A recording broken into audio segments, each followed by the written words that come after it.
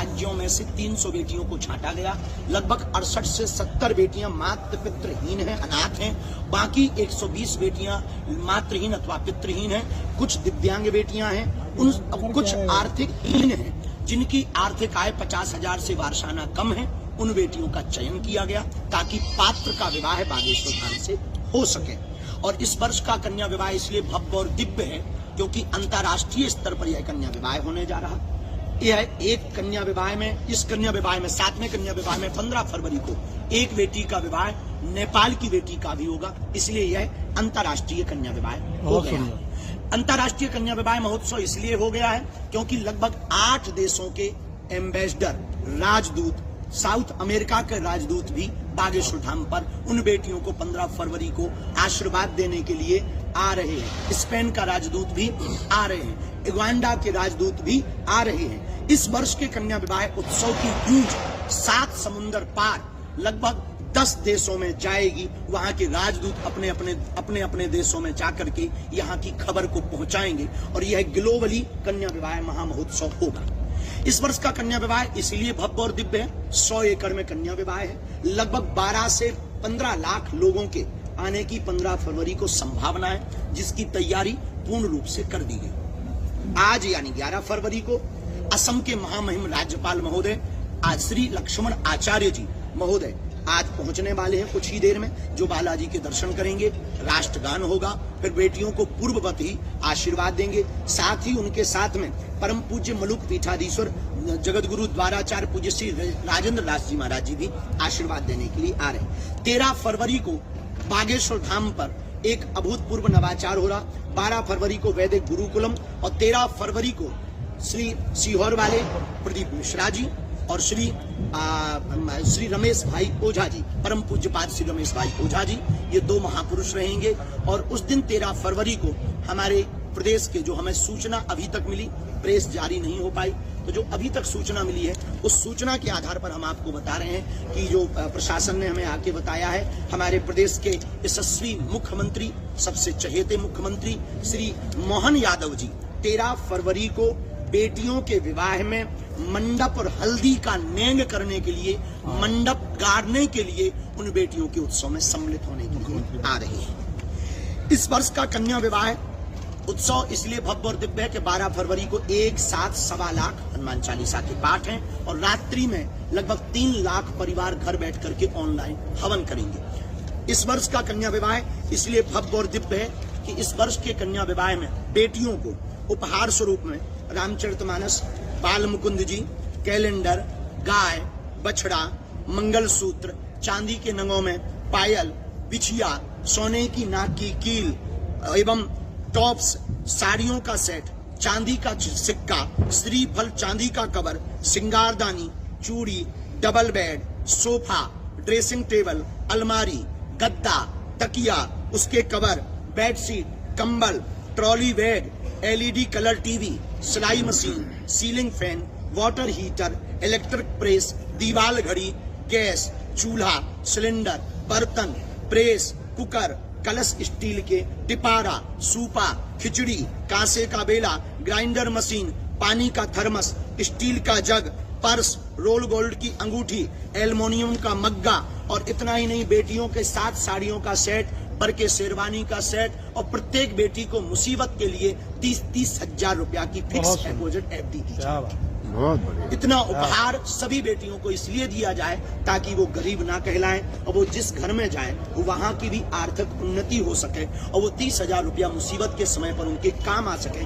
प्रत्येक बेटी को 30-30 हजार की फिक्स डिपॉजिट FD दी जाएगी। यह भारत के इतिहास में पहली बार ऐसा होने जा रहा है कि किसी मंदिर की दान पेटी में आने वाले चढ़ावा से बेटियों का घर बसाया जाता है। और हम इस भारत में एक क्रांति चाहते हैं कि भारत के सभी समृद्ध, श्री संपन्न, लक्ष्मी संपन्न मंदिरों में आने वाले हिंदुओं के चढ़ावा से हिंदुओं की बेटियों का घर बसाया जाए। इस उदाहरण को प्रस्तुत करने के लिए हर वर्ष हम पूरी वर्ष मेहनत करते, लोग हमें जो सहयोग देते, कथाओं से जो हमें दक्षिणा मिलती, बागेश्वर धाम की दान पेटियों में जो रुपया आता उसको हम जोड़ करके रखते हैं और फिर प्रत्येक बेटी को हर वर्ष कन्या विवाह के उत्सव पर वह समर्पित कर देते हैं। समाज की राशि समाज को ही अर्पित कर देते हैं। इसलिए 15 फरवरी का यह कन्या विवाह 3 दिवसीय रहेगा। 3 दिवस में 13 से 15 फरवरी तक चलेगा। इसके बाद उनकी विदाई होगी। दूल्हे बैंड बाजा के साथ में उनकी बारात निकलेगी। सबके अलग अलग भंडारे की व्यवस्था की गई है। लगभग 10 लाख लोगों के भंडारे की व्यवस्था वर्तमान में की जा चुकी है। आने वाले दिनों में 8 लाख लोगों की और व्यवस्था भंडारे की जाएगी। 2 जगह चाय के स्टॉल लगाए जाएंगे। 3 जगह खिचड़ी का वितरण किया जाएगा। लोगों को, समुदाय को भगदड़ ना होवे तो डिवाइड करने के लिए लगभग 4 अलग अलग जगहों पर आयोजन सम्मिलित होगा। मेला का भी आयोजन सम्मिलित होगा। इसलिए इस वर्ष का 2026 का 15 फरवरी का यह कन्या विवाह महामहोत्सव भव्य है, दिव्य है। संपूर्ण देशवासियों से प्रार्थना है, पूरे छतरपुर जिला, टीकमगढ़, पन्ना, छतरपुर, महोबा, हरपालपुर, सतना, रीवा, सागर, दमोह, इन सभी जिलों के वासियों से हमारी प्रार्थना है कि आप लोग जरूर आएं। जिनका कोई नहीं है उन बेटियों के विवाह में आप पहुंचेंगे तो आपको भगवान धन्यवाद देगा। जिनका कोई नहीं होता उनका परमात्मा होता है। यह हमारी करबद्ध प्रार्थना और पूरे देशवासियों को इस आयोजन में सम्मिलित होने का सादर आमंत्रण है। और इसमें अन्य भी अतिथियों में संत महंत पहुंच रहे हैं। संतों में पूरे देश के संत यहाँ आ रहे हैं। आचार्य पूज्यपाद श्री पुंडरीक गोस्वामी जी भी पहुंच रहे हैं। पूज्या देवी चित्रलेखा जी भी पहुंच रही हैं। पूज्या साध्वी दीदी माँ हमारी बुआ जी साध्वी रितंबरा जी भी पहुंच रही हैं। और आचार्य सब महापुरुषों में, संतों में पूज्यपाद श्री श्याम सुंदर पारासर जी महाराज जी भी पहुंच रहे हैं आशीर्वाद देने के लिए। कथा के पूर्व में ही पूज्यपाद श्री चिन्मयानंद बापू जी आशीर्वाद दे करके जा चुके हैं। और भी संत महापुरुषों के आने की सूचनाएं हमको प्राप्त हुई हैं। पूज्यपाद श्री परमार्थ निकेतन वाले महाराज जी भी पहुंच रहे हैं। मुनि जी महाराज जी भी आशीर्वाद, पूज्यपाद श्री गीता मनीषी जी महाराज जी भी आशीर्वाद देने के लिए पहुंच रहे हैं। और 15 फरवरी को लगभग गुरुदेव भगवान ने आज्ञा दी तो पूज्यपाद जगतगुरु भगवान तुलसी पीठाधीश्वर जगतगुरु पूज्यपाद श्री रामभद्राचार्य जी महाराज जी 15 फरवरी को बेटियों को आशीर्वाद देने के लिए पहुंचेंगे। जहां 8 देशों के राजदूत भी बेटियों को आशीर्वाद देंगे। जहां लगभग 12 देशों के NRI नागरिक बागेश्वर धाम का शिष्टमंडल भी आशीर्वाद बेटियों को देने के लिए पहुंचेगा और पूरा छतरपुर जिला यहाँ पर आएगा। तो संपूर्ण देशवासियों को निमंत्रण है, इस कन्या विवाह के उत्सव का निमंत्रण है। ढेर सारी शुभकामनाओं के साथ अग्रिम शुभकामनाएं महाशिवरात्रि के पावन पर्व। आयोजन कितने एकड़ में किया जाएगा, कितने पंडाल लगाए गए? 100 एकड़ का यह आयोजन है। लगभग वर्तमान में कथा पंडाल क्षेत्र का 1.5 लाख वर्ग स्क्वायर फीट का टेंट है। टोटल मिलाकर के 4.5 लाख वर्ग स्क्वायर फीट का टेंट लगाया गया है, जो भंडारा सहित मिलाकर के 4.5 लाख वर्ग स्क्वायर फीट का ये टेंट है। और कार्यालय आदि का मिलाकर के सब अतिरिक्त प्रतिदिन सांस्कृतिक कार्यक्रम में, संगीत कार्यक्रम में श्री मनोज तिवारी जी और भी लोक भजन गायक, लोकगीत, अभी कीर्तन भी हो चुका। लोक साहित्य में पारंपरिक लोकगीत जो हमारी बुंदेली विधा के हैं उसको भी गाया जाएगा। जो 13 फरवरी को मंडप के दिन पर एक विशेष आयोजन किया जाएगा। महाराज जी, आपने लोगों की तो शादी कई करवा दी है, आप कब शादी करेंगे? महाराज जो द्वार बनाए गए, थोड़ा सा सवाल का जवाब, एक मिनट सवाल का जवाब लेंगे। बात बिल्कुल सही है कि हमको गृहस्थ जीवन में प्रवेश करना चाहिए, इसमें कोई संदेह नहीं है। लेकिन हमारे जो संकल्प है, अभी हम इस बुंदेलखंड के लिए बहुत कुछ करना चाह रहे हैं। हम इस बुंदेलखंड में अभी हमारा सपना है कि जल्दी से कैंसर हॉस्पिटल का उद्घाटन और हो, 1100 कुंडीय यज्ञ हो। एक बार हम पर भगवान कृपा करेंगे। हमारे मन में जो पीड़ा है, जब हम वीडियो देखते हैं बेटियों के जब घरों की स्थिति देखते हैं, उनकी हालात देखते हैं, तो हमारे मन का एक सपना है, भगवान पता नहीं कब पूरा करेंगे। हम एक बार एक साथ 1100 बेटियों का बहुत सुंदर चाहेंगे। अभी बहुत अच्छी व्यवस्था है। गुरुकुलम आप शुभारंभ करने जा रहे हैं, इसकी क्या व्यवस्था रहेगी, क्या कितना बड़ा ये रहेगा?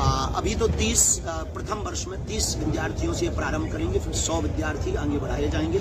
और वैदिक गुरुकुलम के लिए 4 शिक्षक जो वेद परंपरा PhD व्याकरण से PhD कर रखी है, उनका नियुक्ति की गई है। वैदिक गुरुकुलम बागेश्वर धाम की जो गौशाला है वहाँ पर प्रारंभ हो रहा है। उसका मुहूर्त कल का है, लेकिन शिलान्यास पूजन परसों 13 तारीख को किया जाएगा।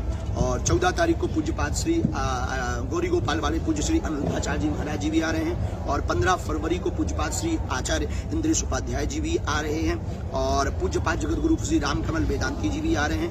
परम पूज्य श्री रामानंदाचार्य जी, पूज्य श्री दिनेशाचार्य जी महाराज जी भी आ रहे हैं। पूज्यपाद श्री महंत हनुमानगढ़ी वाले राजूदास जी महाराज जी भी आ रहे हैं। पूज्यपाद श्री राम वृंदावन वाले पूज्यपाद श्री मधुरकांत जी महाराज जी भी आ रहे हैं। और श्रीमद भागवत कथा के प्रवक्ता सुमन प्रवक्ता पूज्यपाद श्री संजीव कृष्ण ठाकुर जी भी आ रहे हैं। और इन संतों के नाम ये पहला गुरुकुल महाराज जी कार्यक्रम से थोड़ा हट के सवाल है, जो यूजीसी कानून आया है, भारत का पहला गुरुकुलम ये है।